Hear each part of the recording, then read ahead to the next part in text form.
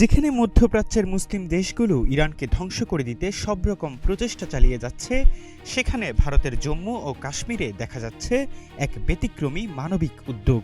ইরানের জনগণের সহায়তায় দখলকৃত অঞ্চলটির স্থানীয় বাসিন্দারা স্বর্ণ, রূপা, গয়না ও নগদ অর্থ দান করছেন। ভারতীয় সংবাদ সংস্থা ANI জানিয়েছে, বুদগামের খান্দা গ্রামের নারীরা নিজেদের স্বর্ণের গয়না দান করে ইরানের পাশে থাকার বার্তা দিয়েছেন।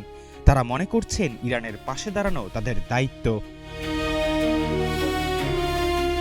প্রকাশিত ভিডিওতে দেখা যায় ঈদ উল ফিতরের পর শিয়া অধ্যুষিত এলাকাগুলোতে স্বেচ্ছাসেবীরা ঘরে ঘরে গিয়ে ত্রাণ সংগ্রহ করছেন। শুধু নগদ অর্থ বা গয়না নয়, অনেকেই গবাদি পশু এবং ঐতিহ্যবাহী তামার সামগ্রীও দান করছেন।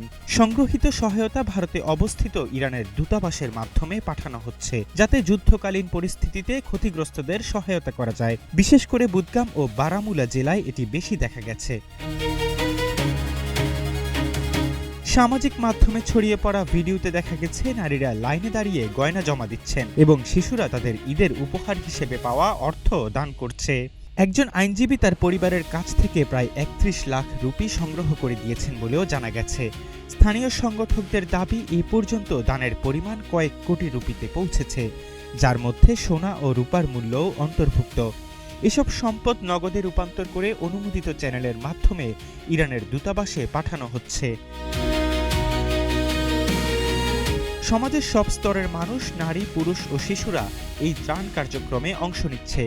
অনেক নারী তাদের মূল্যবান গয়না দান করেছেন।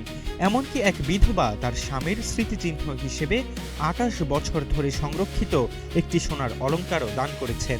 বুদগামের স্থানীয় MLA মুনতাসির মেহেদি জানিয়েছেন, তিনি ইরানের জনগণের সহায়তায় নিজের ১ মাসের বেতন দান করবেন।